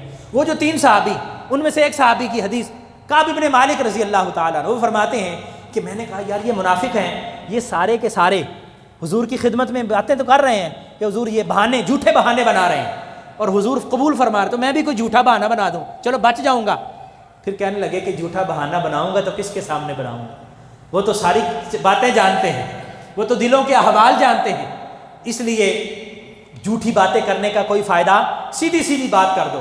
حضرت کعب فرماتے میں حضور کی خدمت میں آیا اور آ کے عرض کیا حضور مسئلہ کوئی نہیں تھا، جا سکتا تھا، بس سستی ہو گئی، جان بوجھ کے نہیں گیا، یہ میری کوتاہی ہے، میں نہیں گیا۔ حضور فرماتے ہیں آپ اما انتا، جہاں تک تیرا تعلق ہے فصدقتا، تو نے سچ بولا ہے۔ اب تیرا معاملہ، اور ان کے ساتھ 2 صحابی اور بھی تھے، ان کا معاملہ اللہ کے سپرد ہو گیا، اور اس سچ کی برکت سے اور اس عقیدے کی برکت سے کہ حضور سب کچھ جانتے ہیں، اس عقیدے کی برکت سے اور سچ کی برکت سے اللہ تبارک و تعالیٰ نے سورہ توبہ کے اندر ان صحابہ کرام کی توبہ نازل فرما دی، اور قیامت تک کے لیے ان صحابہ کرام کا ذکر سورہ توبہ میں ہوتا رہے گا۔ وَعَلَى الثَّلَاثَةِ الَّذِينَ خُلِّفُوا، وہ جو 3 لوگ جو پیچھے رہ گئے تھے، وہ 3 کون ہیں؟ وہ یہ 3 صحابہ کرام تھے، اور پوری سورہ توبہ کا نام ان کی توبہ پر اللہ تعالیٰ نے رکھ دیا کہ ان کی توبہ اللہ کو اتنی پسند آئی کہ انہوں نے نبی کریم صلی اللہ علیہ وسلم کے جو قرب سے سیکھا تھا، حضور علیہ الصلوۃ والسلام کی تربیت مبارک سے جو سیکھا تھا وہ انہوں نے عمل کیا۔ اللہ تبارک و تعالیٰ نے قرآن کی صورت میں ان کے بارے میں آیات مبارکہ نازل فرما دی۔ تو جو اخلاق کی تعلیم آقا کریم صلی اللہ تعالی علیہ وسلم عطا فرمانے کے لیے آئے تھے وہ یہ تھی۔ وہ کیا تھا؟ اب آپ ایک ایک کر کے ان اخلاق کو دیکھتے جائیں۔ سب سے پہلے کیا تھا؟ سچ بولنا۔ حضور علیہ الصلوۃ والسلام نے اس پر بہت زیادہ، سچ بولنے پر بہت زیادہ زور عطا فرمایا ہے، اور آپ کو پتہ ہے کہ حضور صلی اللہ علیہ وسلم کا جو مبارک نام، جو کافر بھی کہتے تھے، مشرک بھی کہتے تھے کہ آپ صادق اور امین ہیں، صادق و امین کہا کرتے تھے۔ سچ بولنا یعنی نبی کریم صلی اللہ علیہ وآلہ وسلم صادق ہیں اور حضور صلی اللہ علیہ وسلم امین ہیں۔ تو یہ جو بنیادی اوصاف حضور علیہ الصلوۃ والسلام، ویسے تو سب کوئی ایسا اعلیٰ وصف ہے نہیں جو میرے آقا کی ذات میں موجود نہ ہو۔ حسن یوسف، دم عیسیٰ، ید بیضا داری، آنچ خوبا ہما دارن تو تنہا داری، جو سارے نبیوں کے اوصاف علیحدہ علیحدہ تھے وہ سارے کے سارے اللہ نے حضور میں جمع فرما دیے۔ لیکن صادق ہونا حضور علیہ الصلوۃ والسلام کی وہ بنیادی صفت ہے کہ جو کافر اور مشرک بھی حضور کو صادق اور امین سے یاد کیا کرتے ہیں۔ تو ہم حضور کی امت ہو کر بھی اگر صادق نہ ہوں اور امین نہ ہوں، چلو کبھی غلطی ہو گئی، کبھی کوتاہی ہوگی، اور ہم جب بھی بولیں جھوٹ بولیں اور جب بھی معاملہ کریں خیانت کا کریں، تو اس کا مطلب یہ ہوا کہ ہم نے حضور کی جو بعثت کا مقصد تھا ہم نے اس کو فوت کر دیا۔ اتمم مکارم الاخلاق ہے نا، تو اخلاق کی بنیاد یہاں سے بنتی ہے۔ آپ دیکھیے حضور علیہ الصلوۃ والسلام نے سچ بولنے کو بنیاد کیسے قرار دیا۔ ایک صحابی حضور کی خدمت میں حاضر ہو گئے، عرض کرتے ہیں حضور میرے اندر یہ گناہ بھی ہے، یہ بھی بدکاری بھی کرتا ہوں، چوری بھی کرتا ہوں، شراب بھی پیتا ہوں، یہ بھی کرتا ہوں، کوئی ایک مجھے منع کر دے میں اس سے رک جاؤں گا، یہ سارے مجھ سے نہیں چھٹتے، یہ سارے گناہ میں نہیں چھوڑ سکتا، حضور ایک بتا دیں، وہ نہیں کروں گا۔ آقا کریم صلی اللہ علیہ وسلم نے فرمایا جھوٹ نہیں بولنا، جھوٹ نہیں بولنا۔ اب حضور نے یہ نہیں فرمایا کہ تم نے وہ زنا والی بات، چوری والی بات، شراب والی بات، وہ ساری باتیں، حالانکہ وہ سارے گناہ کبیرہ ہیں۔ اب حالانکہ ہم ان کو بہت بڑا گناہ سمجھتے ہیں، الحمدللہ ابھی حالات اتنے گئے گزرے ابھی نہیں ہوئے، اللہ کا شکر ہے ہمارے پاکستان کے اندر ابھی تک ان چیزوں کو گناہ سمجھا جاتا ہے، بدکاری کو گناہ سمجھا جاتا ہے، اب بھی کسی لڑکے کے تعلق کو برا سمجھا جاتا ہے، اگرچہ حالات بہت حد تک خراب ہو چکے ہیں، لیکن پھر بھی ابھی ایک چیز موجود ہے، لیکن جھوٹ کو ہم تو کچھ حیثیت ہی نہیں دیتے. آپ دیکھیں نا ہمارے معاشرے کے اندر جھوٹ کو کوئی گل نہیں یار کیا ہی دیتا صحیح کیا ہو گیا. جھوٹ کو کوئی وقت اور کوئی یعنی اس کو حیثیت نہیں دی جاتی, سچ کو کوئی اہمیت نہیں دی جاتی. ایسے ہی جھوٹ کو تو ایسے معمولی بات سمجھا جاتا ہے کہ ایسے ہی جیسے کوئی بات نہیں ہے. حالانکہ نبی کریم صلی اللہ علیہ وسلم نے بدکاری, چوری, شراب نوشی اس سے مقدم رکھتے ہوئے حضور نے فرمایا جھوٹ نہیں بولنا. اس نے عرض کیا حضور جھوٹ نہیں بولوں گا. فرماتے ہیں چلا گئے, جب رات ہوئی تو کہا چلو کاروبار پہ نکلیں چوری کرنے کے لیے. تو جب چوری کرنے کے لیے نکلے تو رستے میں خیال آیا کہ یار حضور سے کہا تھا جھوٹ نہیں بولوں گا. تو چوری کر لی, کل کو پکڑا, مطلب حضور نے پوچھ لیا ابھی وہ جو چوری ہوئی ہے تو نے کی ہے, تو جھوٹ تو بولنا نہیں ہے, تو سچ بولوں گا تو سزا ملے گی, ہاتھ کٹ جائے گا. تو اس لیے چھڑ پڑا چوری کی کرنے کر کے رہن نہیں کی. پھر خیال آیا چلو شراب کے 2 گھونٹ پی لوں, شراب کے 2 گھونٹ پی لوں گا تو نشہ آ جائے گا. نشہ آئے گا تو حضور پوچھیں گے نشہ چڑھا ہوا ہے شراب پیا ہے, جھوٹ تو بولنا نہیں, سچ بولوں گا جی شراب پیا ہے, تو کوڑے لگیں گے, چھوڑ دے اس کو بھی چھوڑ دے. اچھا بدکاری کرنے کا خیال آیا تو کہا کہ اگر پردہ پوشی نہ رہی, پتہ چل گیا پردہ فاش ہو گیا, حضور پوچھیں گے یہ کیا, تو جھوٹ تو بولنا نہیں, سچ بولوں گا, سزا ملے گی, اس لیے یہ بھی چھوڑ دو. تو سچ کی برکت سے اس سے وہ بھی چھٹ گیا, وہ بھی چھٹ گیا اور وہ بھی چھٹ گیا, جس کو ہم کوئی اہمیت نہیں دیتے. تو آقا کریم صلی اللہ علیہ وآلہ وسلم نے سچ کو اتنی اہمیت دی, جو حضور کے اخلاقیات میں سے وہ بنیاد ہے جو میں نے آپ کی خدمت میں عرض کی. پھر اس کے ساتھ ساتھ آپ آگے چلتے جائیں, حقوق العباد کو حضور نے کتنی اہمیت دی. آقا کریم صلی اللہ علیہ وآلہ وسلم نے لوگوں کے ساتھ معاملات کرنے کو کتنی زیادہ اہمیت دی ہے. ایک حدیث آپ کی خدمت میں عرض کرتا ہوں. آقا کریم صلی اللہ تعالی علیہ وآلہ وسلم صحابہ اکرام سے پوچھتے ہیں مل مفلس, میرے صحابہ بتاؤ مفلس کون ہے, نادار غریب کون ہے. تو ہماری طرح صحابہ اکرام نے بھی عرض کیا من لا مال لہ یا رسول اللہ, حضور جس کے پاس مال نہیں ہے وہ مفلس ہے. پیسے نہیں ہیں, اونٹ نہیں ہے, گائے نہیں ہے, بھیڑ بکریاں نہیں ہیں, مال و دولت نہیں ہے, وہ مفلس ہے. آقا کریم صلی اللہ علیہ وسلم نے فرمایا مفلس وہ شخص ہے جو کل قیامت والے دن اللہ کی بارگاہ میں جائے گا بکثیر الصلاۃ والصیام والحج والزکاۃ غیر ذالک او کما قال علیہ السلام. حضور کی بارگاہ میں صحابہ بیٹھے ہیں, حضور ان کو لوگوں کے حقوق کے متعلق اہمیت بتا رہے ہیں جن کو ہم کوئی خاص اہمیت نہیں دیتے. حضور فرماتے قیامت والے دن بندہ آئے گا, روزے بہت زیادہ رکھے ہوں گے, نمازیں بہت زیادہ پڑھی ہوں گی, حج اور زکوٰۃ بھی اس کے نامہ اعمال میں بہت زیادہ ہوگی, لیکن قد شتم ھذا او ضرب ھذا او اکل مال ھذا. فرمایا کہ ایک بندے کو اس نے گالی دی ہوگی, ایک بندے کو اس نے مارا ہوگا, ایک بندے کا مال کھایا ہوگا. اللہ تبارک و تعالیٰ فرمائے گا آ جاؤ میدان میں, اس کے متعلق جو لوگ ہیں ان کو بھی بلا لو.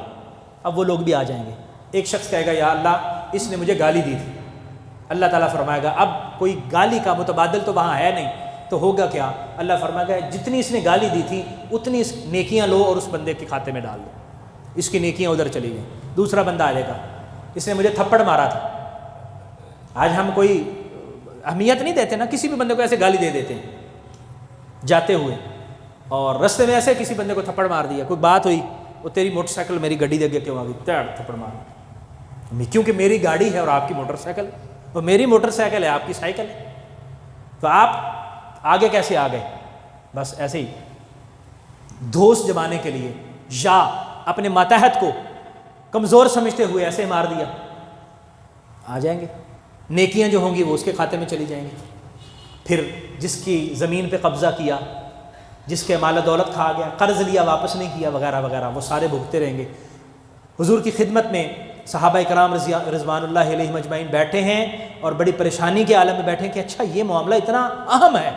حضور نے پھر آخر میں کیا فرمایا, حضور نے فرمایا پھر یہ ہوگا اس کی نیکیاں ختم ہو جائیں گی جو بہت زیادہ عبادت, ریاضت, حج, زکوٰۃ, صدقات, خیرات اتنا کچھ لے کے گیا تھا, وہ ختم ہو جائے گی. پھر فرشتے عرض کریں گے یا اللہ بندے ابھی موجود ہیں. اللہ تعالیٰ فرمائے گا چلو ان کے گناہ لے کر اب اس کے کھاتے میں ڈالتے جاؤ. اب وہ گناہ اس کے کھاتے میں آ جائیں گے. اب جب حساب و کتاب مکمل ہوگا تو اللہ پوچھے گا بتاؤ کیا مسئلہ ہے, اب کیا ہو گیا. تو صحابہ عرض کریں گے, فرشتے عرض کریں گے یا اللہ اب صورتحال یہ ہے کہ اس بندے کی کوئی نیکی موجود نہیں ہے، بلکہ اب ڈھیروں کے حساب سے اس کے کھاتے میں گناہ ہیں جو لوگوں کے اس کے کھاتے میں آئے ہیں۔ اللہ تعالیٰ فرمائے گا چلو پھر جاؤ اس کو جہنم کے اندر ڈال دو۔ اس کا مطلب یہ ہوا آقا کریم صلی اللہ علیہ وآلہ وسلم جو اخلاق کی تعلیم عطا فرما رہے ہیں، جو حقوق العباد کی تعلیم عطا فرما رہے ہیں، جو اپنی بعثت، اپنی آمد کی، اپنی تشریف آوری کی جو اہمیت اور ضرورت صحابہ کرام کو بتا رہے ہیں، وہ حقوق العباد سے کتنی زیادہ متعلق ہے، ہمیں اس کو سمجھنے کی ضرورت ہے کہ ہم صرف نماز، صرف روزہ، صرف حج اور زکوٰۃ نہ سمجھیں، بلکہ جو اخلاقیات کے یہ پہلو ہیں جن کا تعلق بندوں کے حقوق کے ساتھ ہے، ہمیں ان کو بھی سمجھنا ہے، ان کو بھی جاننا ہے، ان کو بھی اپنے ذہن میں رکھنا ہے۔ آقا کریم صلی اللہ علیہ وسلم کا ایک اسم مبارک ہے مبشر، آپ بشیر بھی اس میں مبارک ہے، مبشر بھی ہے، اسی طرح نذیر بھی اس میں مبارک ہے اور منذر بھی ہے۔ بشیر کا اور مبشر کا مطلب کیا ہے؟ خوشخبری سنانے والا۔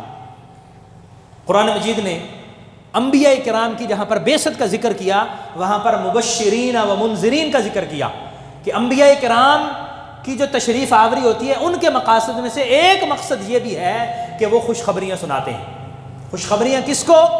جو اللہ کی اطاعت کرتا ہے، جو ان رسولوں اور ان پیغمبروں کی اطاعت کرتا ہے، ان کو اللہ کی رضا کی خوشخبری عطا فرماتے ہیں، اللہ کی جنت کی خوشخبری عطا فرماتے ہیں۔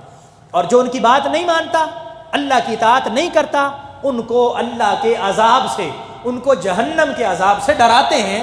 وہ منذر بھی ہیں، وہ بشیر بھی ہیں اور نذیر بھی ہیں، وہ مبشر بھی ہیں، وہ منذر بھی ہیں۔ اور یہ بھی ان کے آنے کی، ان کی بعثت کی جو بنیادی چیزیں ہیں ان میں سے ایک چیز یہ ہے۔ اس لیے صرف خوشخبریاں صرف ہمیں تلاش نہیں کرنی چاہیے۔ عام طور پر ہم یہی کہتے ہیں کہ نبی کریم صلی اللہ علیہ وسلم کی امت مبارکہ ہیں، اس میں اصل میں ہمارا قصور بھی ہے، واعظین جو ہے نا، مقررین، ہمارا قصور بھی ہے کہ ہم نے آپ کو بس خوشخبریاں سنائی ہیں، خوشخبریاں سنائی ہیں۔ اور اللہ نے ظاہر بات ہے دین کا حصہ ہے نا، قرآن کا حصہ ہے۔ نذیر یہ بھی تو حضور کا اسم مبارک ہے نا، اور حضور نے جو بیان فرمایا، آپ حضور کے واقعہ معراج کو پڑھے نا، حضور صلی اللہ علیہ وسلم نے تفصیل سے بیان فرمایا ہے کہ میں جب معراج پہ گیا تو میں نے وہاں پر جہنم کے اندر جن جن کو عذاب ہوتے دیکھا، وہ کون کون لوگ تھے؟ ان میں سود کھانے والے بھی تھے، ان میں جھوٹ بولنے والے بھی تھے، لوگوں کا مال ناحق کھانے والے بھی تھے۔ وہ سارے عذاب واقعہ معراج میں آپ سنتے ہیں، یا واقعہ معراج کو پڑھ کے دیکھ لیجئے گا۔ پھر حضور علیہ الصلوۃ والسلام خواتین کو ایک دن خطاب فرما رہے تھے، آپ نے فرمایا کہ میں نے جہنم کے اندر دیکھا ہے کہ جہنم کے اندر مردوں کی نسبت خواتین کی زیادہ تعداد۔ پریشان ہو گئی خواتین نے عرض کیا حضور اس کی وجہ کیا ہے؟ آپ نے فرمایا اس کی وجہ یہ ہے کہ تم ناشکری کرنے والی، اللہ کی بھی ناشکریاں اور اپنے خامد کی بھی ناشکریاں ہو، ساری زندگی تمہاری خدمت کرتے ہوئے تمہارے حقوق پڑھتے ہوئے گزرتے ہیں، اور بعد میں تم کہہ دیتی ہو کہ مجھے تو تمہارے طرف سے کوئی سکھ ہی نہیں ملا۔ تو اس کا مطلب یہ ہوا کہ یہ بھی دین کا حصہ ہے۔ اور پھر ایک اور بات یاد رکھیے، جب ہم نبی کریم صلی اللہ علیہ وسلم کے مقام شفاعت پر بات کرتے ہیں، حضور علیہ الصلوۃ والسلام کی اللہ تبارک و تعالیٰ سے جو کرم نوازی ہے، اور حضور کو مقام محمود پر مبعوث کیا جائے گا قیامت والے دن، اور لواء الحمد حضور کے ہاتھ میں ہوگا، پھر حضور اللہ کے اذن سے شفاعت کریں گے، اور حضور نے فرمایا کہ میں اپنی امت کے گناہ گار لوگوں کی شفاعت کروں گا۔ حضور نے فرمایا شفاعتی لأہل الکبائر من امتی، میری امت کے جو کبیرہ گناہ کرنے والے ہیں میں ان کی شفاعت کروں گا۔ یہ برحق ہے، اس میں کوئی شک نہیں۔ اور حضور جو شفاعت کریں گے، جو سفارش فرمائیں گے، وہ اللہ تعالیٰ قبول بھی فرمائے گا۔ اس لیے فرمایا کہ جب حضور سجدے میں پڑیں گے، اللہ کی مرضی جب تک ہوگی سجدے میں پڑے رہیں گے، اور پھر جب اللہ کا حکم ہوگا تو اللہ تعالیٰ فرمائے گا ارفع رأسک یا محمد، حضور اپنا سر اوپر اٹھائیے، میرے نبی صلی اللہ علیہ وسلم سر اوپر اٹھائیے، سل تعطیٰ، آپ مانگیے کیا مانگتے ہیں آپ کو عطا کیا جائے گا، شفع تشفع، آپ سفارش کیجیے آپ کی سفارش قبول کی جائے گی۔ حضور علیہ الصلوۃ والسلام شفاعت فرمائیں گے، شفاعت قبول کی جائے گی، لیکن کس کی؟ حضور نے فرمایا لأہل الکبائر من امتی، من امتی۔ میں بڑا آگے مشکل بات کرنے لگا ہوں، اگر آپ کو ناگوار گزرے تو معذرت خواہ ہوں، لیکن یہ بات ہمیں کرنی چاہیے. من امتی، میری امت. اب یہ دیکھنا ہے کہ حضور صلی اللہ علیہ وآلہ وسلم نے اپنی امت میں کس کو شامل فرمایا اور کس کو نکالا، کس کو نکالا ہے. آپ نے فرمایا ایک حدیث مبارکہ، آپ نے فرمایا من غشا فلیس منا، جو ملاوٹ کرتا ہے وہ ہم میں سے، جو ملاوٹ کرتا ہے وہ ہم میں سے نہیں. اب کل قیامت والے دن میں ملاوٹ کرتا ہوں، وہاں جاؤں حضور کو کہوں حضور میں نے کلمہ پڑھا ہوا ہے، سفارش کر دیں. حضور نے فرمایا میں نے کہا تھا من امتی، میری امت کے جو لوگ ہوں گے ان کی سفارش کروں گا. تو آپ تو ملاوٹ کرنے والے ہیں، نعوذ باللہ من ذالک، اللہ تعالیٰ محفوظ فرمائے. یہی آسرا ہے نا، یہی سہارا ہے نا، حضور کا ہی سہارا ہے، اور کس کے بعد تو ہمارے پاس سہارا کوئی نہیں. تو ہم اس سہارے پر گناہ پہ گناہ کیے جا رہے ہیں، نعوذ باللہ، استغفر اللہ. اس سہارے پر ہم نے شریعت کو مذاق بنایا ہوا ہے. اس سہارے پر کہ حضور کی شفاعت ہوگی، ہم کوئی دین کی کسی بات کو کوئی اہمیت دینے کے لیے تیار نہیں. اس کی وجہ کیا ہے؟ اس کی وجہ یہ ہے کہ آپ نے ایسی ایسی بڑی بڑی باتیں سنی ہوئی ہیں. اب آپ کہتے ہیں کہ میں جو بھی کرتا رہوں گا میں تو جنتی ہوں، پکا جنتی ہوں، مجھے تو جنت جانے سے کوئی بھی نہیں روک سکتا. اور آپ کو ہم کلام بھی ایسے سناتے ہیں، آپ کو ہم ممبروں پر بیٹھ کر واضح بھی ایسے کرتے ہیں، آپ کو ہمارے نعت خواں بھی ایسے کرتے ہیں. تو ان چیزوں کو بھی سمجھنا ضروری ہے. پھر حضور علیہ الصلوۃ والسلام نے فرمایا من لم یرحم صغیرنا ولم یوقر کبیرنا فلیس منا، جو ہمارے چھوٹوں پر شفقت نہیں کرتا، ہمارے بڑوں کا احترام نہیں کرتا، ہمارے ساتھ اس کا کوئی تعلق نہیں. اس پر مطلب ہے کہ بڑوں کو چھوٹوں پر شفقت کرنا سیکھنا چاہیے اور چھوٹوں کو بڑوں کا احترام اور ادب سیکھنا چاہیے. یہ بنیادی حصہ ہے. یعنی حضور صلی اللہ علیہ وآلہ وسلم نے جو چیزیں سکھائی ہیں اور جس مقصد کے لیے تشریف لائے ہیں وہ یہ چیزیں بھی سمجھنے والی ہیں. اور پھر یہ جو ہے فلیس منا، اس پر باقاعدہ سے تحریرات موجود ہیں کہ وہ کون سی احادیث ہیں جس میں حضور نے فرمایا فلیس منا. کبھی انشاءاللہ موقع ہوا تو یہ موضوع عرض کروں گا. فلیس منا، حضور نے کون کون سی چیزیں فرمائیں فلیس منا یا فلیس منی. حضور علیہ الصلوۃ والسلام کی ایک حدیث ہے، حضور نے فرمایا من ضرب الخدود وشق الجیوب ودعا بدعوى الجاہلیۃ فلیس منا. حضور نے فرمایا جس نے اپنے منہ پر تماچے مارے، جس نے اپنے گریبان کو پھاڑا، اپنا سینہ کو بھی کی، اور زمانہ جاہلیت کی طرح بین کیے، جس طرح کہ اس وقت نوحے کیے جاتے تھے اور بین پڑے جاتے تھے، حضور فرماتے فلیس منا، ہمارا ان سے کوئی تعلق نہیں. یعنی یہ ساری احادیث مبارکہ آقا کریم صلی اللہ علیہ وسلم کے سکھائے ہوئے اخلاق کے کریمانہ کا حصہ ہے. تو حضور نے جو فرمایا وہ استو لاتمم مکارم الاخلاق، اخلاق کی تکمیل کیسے ہوگی؟ جب ہم ان چیزوں کو سمجھیں گے اور ان پر عمل کرنے کی کوشش کریں گے. اس لیے دو چیزوں کو آخری بات کر کے میں بات کو ختم کرتا ہوں. دو چیزوں کو ہمارے ذہن میں بیٹھ جانا چاہیے. اسی سے اللہ کی معرفت بھی ہے، اسی سے ہمیں اپنی پہچان بھی ہے. آقا کریم صلی اللہ علیہ وسلم کی مبارک بعثت کا جو اصل مقصد تھا وہ بھی یہی ہے. وہ کیا ہے کہ ہم پہلے نمبر پر ان چیزوں کو دیکھیں کہ جن کو آقا کریم صلی اللہ علیہ وسلم نے کیا ہے اور کرنے کا حکم عطا فرمایا ہے. جن کو حضور نے کیا ہے اور کرنے کا حکم عطا فرمایا ہے، ہم وہ دیکھیں. وہ سچ ہے، وہ امانت ہے، وہ لوگوں کی خیر خواہی ہے، وہ لوگوں کے ساتھ احترام ہے، عزت و احترام ہے، وہ والدین کے حقوق ہیں، وہ ازواج کے حقوق ہیں، وہ دوست احباب کے حقوق ہیں. وہ ساری چیزیں ہیں جو اخلاقیات کا حصہ ہیں. ان کو ہمیں سمجھنا چاہیے. دوسری چیز جس سے نبی کریم صلی اللہ علیہ وسلم نے منع فرمایا، جس کو ہم اخلاق سیئہ کہتے ہیں، جس کے کرنے کا حکم دیا ان کو ہم اخلاق حسنہ کہتے ہیں، اور جن سے منع فرمایا ان کو ہم اخلاق سیئہ کہتے ہیں. تو جہاں پر ہمیں اخلاق حسنہ سمجھنے چاہیے اور ان کا علم ہونا چاہیے، وہاں پر اخلاق سیئہ کا بھی علم ہونا چاہیے تاکہ ہم ان سے بچنے کی کوشش کریں. ان میں سے جھوٹ ہے جو میں نے عرض کیا، ان میں سے چغلی ہے، ان میں سے غیبت ہے، ان میں سے لوگوں کا حق کھانا ہے، یتیم کا مال کھا جانا ہے، لوگوں کو قرضہ لے کر واپس نہ کرنا ہے، اور لوگوں کے درمیان لڑائی اور جھگڑے کروانا ہے، اور لوگوں کو دنگا اور فساد میں مبتلا کروانا ہے. اور حضور سرور عالم صلی اللہ علیہ وسلم کی ایک حدیث میرے ذہن میں آ گئی دنگا فساد سے. حضور نے فرمایا جو میاں اور بیوی کے درمیان اور جو باپ اور بیٹے کے درمیان لڑائی کرواتا ہے اس کا بھی ہمارے ساتھ کوئی تعلق نہیں. یعنی ان چیزوں کو بھی ہمیں سمجھنا چاہیے. ہمارے بہت ساری ایسی کتابیں موجود ہیں جس میں حضور کے اخلاق کریمانہ کا تذکرہ ہے، اخلاق حسنہ کا بھی، اور جن اخلاق سے حضور نے منع کیا، جن کو ہم اخلاق سیئہ کہتے ہیں یا انہیں سوء اخلاق کہا جاتا ہے، ان کا بھی ذکر کیا گیا. ہمیں ان سے بچنے کی کوشش کرنی چاہیے. تو آقا کریم صلی اللہ تعالیٰ علیہ وآلہ وسلم کے امتی ہونے کے ناطے جہاں ہم حضور کا میلاد مناتے ہیں، جہاں ہم حضور کا میلاد کا جشن کرتے ہیں، جشن میلاد منانا، اس کی شرعی حیثیت کیا ہے؟ کوئی بتا سکتے ہیں بھلا؟ یہ مستحب ہے. حضور کی ولادت کا جشن منانا کیا ہے؟ کیا ہے؟ مستحب. مستحب کا کیا مطلب ہوتا ہے؟ کر لیں گے تو ثواب ہے، نہ کریں گے تو کوئی گناہ. یعنی جس طرح جشن ہم مناتے ہیں، محفل کر لی، نعت خوانی ہوئی اس طرح، یا جلوس نکال لیا، مطلب یہ ہے. تو یہ کیا ہے؟ مستحب ہے. کیا ہے جی؟ مستحب. مستحب کا مطلب یہ ہے کریں گے تو ثواب ہے الحمدللہ، اور نہیں کریں گے تو کوئی گناہ نہیں. تو یہ میلاد، جشن میلاد منانا یہ مستحب ہے، لیکن بعثت نبوی کے مطابق عمل کرنا وہ فرض ہے. میرے آقا کریم صلی اللہ علیہ وسلم جس مقصد کے لیے تشریف لائے اس پر عمل کرنا کیا ہے؟ فرض ہے نا جی. یہی چیزیں ہم آج سیکھ رہے ہیں. تو بعثت نبوی کے مقصد پر عمل کرنا فرض ہے.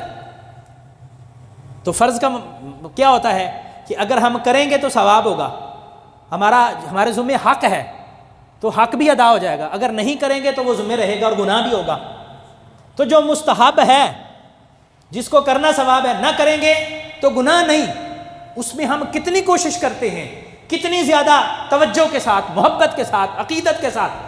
تو آقا کریم صلی اللہ علیہ وسلم جس مقصد کے لیے تشریف لائے، جس پر عمل کرنا ضروری اور فرض ہے، ہمیں اس پر کتنا عمل کرنا چاہیے. ٹھیک ہے جی. اور آج سے انشاءاللہ ہم یہ تہیہ کرتے ہیں، حضور صلی اللہ علیہ وسلم کی بارگاہ اقدس میں ہم کثرت سے ہدیہ درود و سلام بھیجتے ہیں نا. الحمدللہ نماز کے بعد پڑھ لیتے ہیں، ویسے پڑھ لیتے ہیں.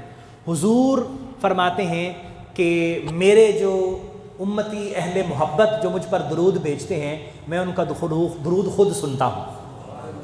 اور ایک روایت میں ہے کہ فرشتے مجھ تک پہنچا دیتے ہیں. بہرحال جو بھی آپ کہہ لیں، حضور خود سنتے ہیں یا فرشتے حضور تک پہنچاتے ہیں، بات تو حضور تک پہنچتی ہے نا. ہمارا درود پہنچتا ہے. درود پڑھنے کا بھی یہی حکم ہے. یعنی ابتدا میں ایک مرتبہ تو فرض ہے، واجب ہے. حضور کا نام سن کے درود پڑھنا، اس کا بھی یہی حکم ہے. عام ہم درود پڑھتے ہیں تو مستحب ہونے کا حکم ہے، پڑھیں گے تو ثواب ہوگا، نہیں پڑھیں گے تو گناہ نہیں. لیکن حضور صلی اللہ علیہ وآلہ وسلم نے جن کے کرنے کا حکم دیا، سچ بولنے کا حکم دیا، یہ ضروری ہے.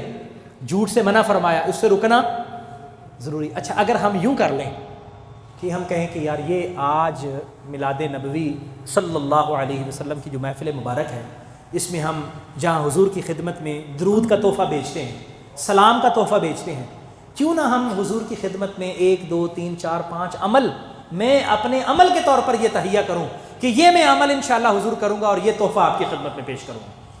میں سچ بولوں گا ہمیشہ. حضور یہ میرا تحفہ قبول فرمائے، یہ آپ کے میلاد کا تحفہ ہے. بھئی ہمیں سچ بولنا کہاں سے آیا؟ حضور کے میلاد کی برکت سے ہی آیا.